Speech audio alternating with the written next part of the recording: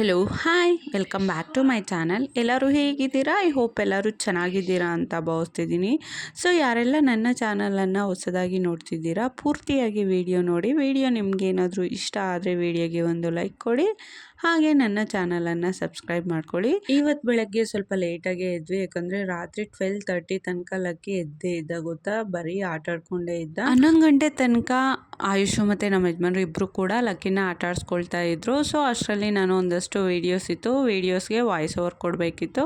So ಆ ಕೆಲಸನ ಮುಗಿಸ್ಕೊಂಡೆ. ನಂತರ ಆಯುಷು ಮತ್ತು ನಮ್ಮ ಯಜಮಾನ್ರು ಇಬ್ಬರು ಕೂಡ ಮಲಗಿದ್ರು, ಬಟ್ ಲಕ್ಕಿ ಮಲಗಲೇ ಇಲ್ಲ ಗೊತ್ತಾ. ಸೊ ನಾನು ಫೀಡಿಂಗ್ ಮಾಡಿಸ್ದೆ, ಆದರೂ ಕೂಡ ಮಲಗಲಿಲ್ಲ. ಮತ್ತು ತೊಡೆ ಮೇಲೆ ಹಾಕ್ಕೊಂಡು ತಟ್ಟದೆ ಒಂದು 10-15 ನಿಮಿಷ ತಟ್ಟಿದ್ದೀನಿ. ಸೊ ಆವಾಗಲೂ ಸಹ ಅವನು ಮಲಗಲೇ ಇಲ್ಲ. ಇನ್ನು ಅವನಿಗೆ ನಿದ್ದೆ ಬಂದಿಲ್ವೇನೋ ಅಂತ ಹೇಳಿ ಒಂದು 10-15 ನಿಮಿಷ ಮತ್ತೆ ಆಟ ಆಡಿಸ್ದೆ. ಆಮೇಲೆ ನೋಡಿದ್ರೆ ಅವನು ಆಟ ಆಡೋದ್ರಲ್ಲೇ ಇದ್ದಾನೆ ಗೊತ್ತಾ. ನಿದ್ದೆ ಮಾಡೋ ಸಿಚುವೇಶನಲ್ಲೇ ಇರಲಿಲ್ಲ ಲಕ್ಕಿ. ನಂತರ ನಾನು ಲಾಸ್ಟಿಗೆ ಏನು ಮಾಡಿದೆ ಅಂದರೆ, ಆಚೆ ಸೀರೆ ಹಾಕಿದ್ವಲ್ವ, ಸೊ ಸೀರೆ ಎಲ್ಲ ಹಾಕಿ ತೂಗಿದೆ. ಎಷ್ಟೊತ್ತು ತೂಗಿದ್ದೀನಿ ಗೊತ್ತಾ, ಒಂದು 10-15 ನಿಮಿಷ ತೂಗಿದ್ದೀನಿ. ನನ್ನ ಮಗ ಮಲಗಲೇ ಇಲ್ಲ. ಮತ್ತೆ ಮನೆ ಒಳಗಡೆ ಕರ್ಕೊಂಬಂದೆ. ಒಂದು 10-15 ನಿಮಿಷ ಆಟ ಆಡ್ಕೊಳ್ತಾ ಅವನೇ ಮತ್ತೆ ನೆಲದಲ್ಲೇ ಮಲಗಿಬಿಟ್ಟಿದ್ದ ಗೊತ್ತಾ. ಸೊ ಆಲ್ಮೋಸ್ಟು ಅವ್ನು ಮಲಗೋಷ್ಟರಲ್ಲಿ 12:20ನೋ 12:30ನೋ ಆಗಿತ್ತು. ಸೊ ಲಕ್ಕಿ ಜೊತೆ ನನಗೂ ಕೂಡ ನಿದ್ದೆನೇ ಇರಲಿಲ್ಲ ರಾತ್ರಿ 1 ಗಂಟೆ ತನಕ. ಸೊ ಈಗ ಚೆನ್ನಾಗಿ ಮಲಗಿದ್ದಾನೆ. ಮಾರ್ನಿಂಗ್ ಟೈಮು ಇತ್ತೀಚೆಗೆ ಮಲಗೋದು ಕಲ್ತ್ಬಿಟ್ಟಿದ್ದಾನೆ. ಸೊ 7:45-8 ಗಂಟೆ ತನಕ ಮಲಗ್ತಾನೆ ಆರಾಮಾಗಿ. ಸೊ ನೈಟು ಒಂದು ಸ್ವಲ್ಪ ಜಾಗರಣೆ ಇದ್ದರೂ ಮಾರ್ನಿಂಗ್ ನಿದ್ದೆ ಮಾಡ್ತಾನೆ. ಬಟ್ ನಾವು ಹಾಗಲ್ಲ ಅಲ್ವಾ. ಸೊ ನೈಟ್ ಎಷ್ಟೇ ಲೇಟಾಗಿ ಮಲಗಿದ್ರು ಬೆಳಗ್ಗೆ ಬೇಗನೆ ಎದ್ದೇಳಬೇಕು. ಆದರೂ ಒಂದು ಸ್ವಲ್ಪ ಲೇಟ್ ಆಯಿತು ಇವತ್ತು, ಒಂದು ½ ಆನ್ ಅವರು. ಸ್ವಲ್ಪ ಬೇಗ ಎದ್ದು ಅರಿಬರಿಲೇ ಕಸ ಹೊಡೆದು ಮನೆಯೆಲ್ಲ, ಮತ್ತು ಆಚೆನೂ ಕೂಡ ಕಸ ಹೊಡೆದು ಹೊಸ್ಲಿಗೆ ರಂಗೋಲಿಯನ್ನು ಹಾಕಿ ಬಂದಿದ್ದೀನಿ ಈಗ ಕಿಚನ್ಗೆ.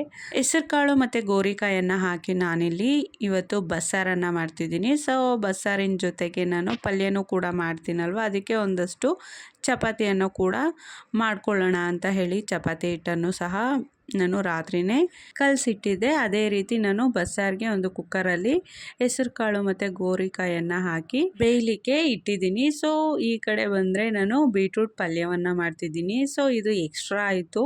ಸೊ ಎಷ್ಟೊಂದು ಲೇಟ್ ಆಗಿತ್ತು ಗೊತ್ತಾ. ಬಟ್ ಆಯುಷು ಕೇಳಲೇ ಇಲ್ಲ. ನಾನು ಅದೇ ಹೆಸರು ಕಾಳು ಗೋರಿಕಾಯನ್ನು ಹಾಕಿ ಹೇಗಿದ್ರು ಬಸ್ಸಾರಿಗೆ ಪಲ್ಯ ಮಾಡ್ತೀವಲ್ವ, ಅದನ್ನೇ ತೊಗೊಂಡೋಗು ಚಪಾತಿಗೆ ಅಂತ ಹೇಳಿದ್ರೆ, ಆಯುಷು ಬೇಡ ಮಮ್ಮಿ ಅದು ಚೆನ್ನಾಗಿರಲ್ಲ, ತಿನ್ಲಿಕ್ಕಾಗಲ್ಲ ಅಂತ ಹೇಳಿ. ಸೊ ನನ್ನ ಪುಣ್ಯಕ್ಕೆ ಫ್ರಿಜ್ಜಲ್ಲಿ ಒಂದಷ್ಟು ಬೀಟ್ರೂಟನ್ನು ನಾನು ಆಲ್ರೆಡಿ ಪೀಲ್ ಮಾಡಿ ಇಟ್ಟಿದ್ದೆ. ಸೊ ಅದನ್ನೇ ಒಂದೆರಡು ಬೀಟ್ರೂಟನ್ನು ತಗೊಂಡು ಪಟಾಪಟ್ ಅಂತ ಗ್ರೇಟ್ ಮಾಡಿ ಸ್ಟವ್ ಮೇಲೆ ನಾನು ಬಾಣಲೆಯನ್ನು ಇಟ್ಟು ಬಾಣಲೆಗೆ ಒಂದು ಸ್ವಲ್ಪ ಎಣ್ಣೆನ ಹಾಕಿದೆ. ಎಣ್ಣೆ ಬಿಸಿ ಆದ ನಂತರ ಸೊ ಒಂದು ಈರುಳ್ಳಿಯನ್ನು ಸಣ್ಣದಾಗಿ ಹೆಚ್ಕೊಂಡಿದ್ದೆ. ಸೊ ಅದನ್ನು ಕೂಡ ಸೇರಿಸಿ, ನಂತರ ಹಸಿಮೆಣಸಿನ್ಕಾಯಿನೂ ಕೂಡ ಸೇರಿಸಿ ಒಂದು ಸ್ವಲ್ಪ ಹೊತ್ತು ಫ್ರೈ ಮಾಡಿಕೊಂಡೆ. ಸೊ ಅದಕ್ಕೇ ಗ್ರೇಟೆಡ್ ಬೀಟ್ರೂಟನ್ನು ಕೂಡ ಸೇರಿಸಿ ಒಂದು ಸ್ವಲ್ಪ ಹೊತ್ತು ಫ್ರೈ ಮಾಡಿ, ಸೊ ಹಾಗೆ ಸಾಲ್ಟ್ನ ಕೂಡ ಆ್ಯಡ್ ಮಾಡಿ ಒಂದು ಅರ್ಧ ಗ್ಲಾಸ್ನಷ್ಟು ನೀರನ್ನು ಕೂಡ ಸೇರಿಸಿ ನಾನು ಬೇಯಲಿಕ್ಕೆ ಇಟ್ಟಿದ್ದೀನಿ ಸೈಡ್ಗೆ. ಸೊ ಅಷ್ಟರಲ್ಲಿ ಬನ್ನಿ ಇಲ್ಲಿ ಚಪಾತಿಯನ್ನು ಮಾಡ್ಕೊಳ್ಳೋಣ. ಇವತ್ತಂತೂ ಸ್ವಲ್ಪ ಲೇಟ್ ಆಗಿದೆ. ಸೊ ಅದರಲ್ಲಿ ನಾನು ಸ್ವಲ್ಪ ಟೈಮ್ ಹಿಡಿಯುವಂತಹ ರೆಸಿಪೀಸ್ನೇ ಮಾಡ್ತಿದ್ದೀನಿ. ಯಾಕಂದರೆ ಬಸ್ಸಾರು ಅಷ್ಟೇ ಸ್ವಲ್ಪ ಪ್ರೋಸೆಸ್ ಜಾಸ್ತಿ ಇದೆ. ಸೊ ಹಾಗಾಗಿ ಟೈಮು ಕೂಡ ಜಾಸ್ತಿನೇ ತಗೊಳುತ್ತೆ. ಮತ್ತು ಚಪಾತಿ ಕೂಡ ಅಷ್ಟೇ. ಸೊ ಚಪಾತಿ ಲಟ್ಟಿಸ್ಕೊಳ್ಳೋದು, ಸುಡೋದು, ಅದು ಕೂಡ ಸ್ವಲ್ಪ ಟೈಮ್ ಜಾಸ್ತಿ ತಗೊಳುತ್ತೆ. ಸೊ ನೋಡಬೇಕು ಎಷ್ಟು ಬೇಗ ಸಾಧ್ಯ ಆಗುತ್ತೋ ಅಷ್ಟು ಬೇಗ ಅಡುಗೆನ ಮಾಡಿ ಮುಗಿಸ್ಬೇಕು. ಯಾಕಂದರೆ ಸ್ವಲ್ಪ ಲೇಟ್ ಆಗಿಬಿಡುತ್ತೆ ನಮ್ಮ ಯಜಮಾನ್ರ ಕೆಲ್ಸಕ್ಕೆ ಹೋಗೋಕ್ಕೆ. ಹಾಗಾಗಿ ಸ್ವಲ್ಪ ಬೇಗನೆ ನಾನು ಚಪಾತಿನೆಲ್ಲ ಲಟ್ಟಿಸ್ಕೊಂಡು ಸುಟ್ಕೊಳ್ತಿದ್ದೀನಿ. 5-6 ಚಪಾತಿ ಹಾಕ್ಕೊಳ್ಳೋಷ್ಟರಲ್ಲಿ ನಾವು ಬೇಯಲಿಕ್ಕೆ ಬೀಟ್ರೂಟನ್ನು ಇಟ್ಟಿದ್ವಲ್ವ, ಸೊ ಅದು ಚೆನ್ನಾಗಿ ಬೆಂದಿದೆ. ಈಗ ನಾನು ಒಂದು ಚಿಟಿಕೆಯಷ್ಟು ಶುಗರನ್ನು ಆ್ಯಡ್ ಮಾಡಿ ಮಿಕ್ಸ್ ಕೊಟ್ಟೆ. ಸೊ ಬೀಟ್ರೂಟ್ ಪಲ್ಯ ಸೂಪರಾಗಿ ರೆಡಿಯಾಗಿದೆ. ತುಂಬಾ ಟೇಸ್ಟಿಯಾಗಿರುತ್ತೆ ಗೊತ್ತಾ. ಸೊ ಶುಗರನ್ನು ಆ್ಯಡ್ ಮಾಡಿರೋದ್ರಿಂದ ಮಕ್ಕಳಿಗಂತೂ ತುಂಬಾ ಇಷ್ಟ ಆಗುತ್ತೆ ಈ ಪಲ್ಯ. ಸೊ ಟೇಸ್ಟ್ ವೈಸು ಅಷ್ಟೇ ಮಕ್ಕಳಿಗೆ ತುಂಬ ಇಷ್ಟಪಟ್ಟು ತಿಂತಾರೆ. ಈ ಮಕ್ಕಳಿಗೆಲ್ಲ ನಾವು ಲಂಚ್ ಬಾಕ್ಸ್ನ ಪ್ಯಾಕ್ ಮಾಡ್ತೀವಲ್ವ, ಸೊ ಯಾವ ರೀತಿ ಪ್ಯಾಕ್ ಮಾಡಬೇಕು ಅಂದರೆ, ಚಪಾತಿ ಮೇಲೆ ಈ ಪಲ್ಯವನ್ನು ಒಂದು ಸ್ವಲ್ಪ ಎಡ್ಜಲ್ಲಿ ಹಾಕಿ ರೋಲ್ ಮಾಡಿ ಲಂಚ್ ಬಾಕ್ಸಲ್ಲಿ ಇಡಿ. ತುಂಬಾ ಇಷ್ಟಪಟ್ಟು ತಿಂತಾರೆ. ಲೈಕ್ ಲಾಲಿಪಾಪ್ ರೀತಿ ಕೈಯಲ್ಲಿ ಹೋಲ್ಡ್ ಮಾಡಿಕೊಂಡು ತಿನ್ನೋದಂದರೆ ಮಕ್ಕಳಿಗೆ ಇಷ್ಟ ಅಲ್ವಾ.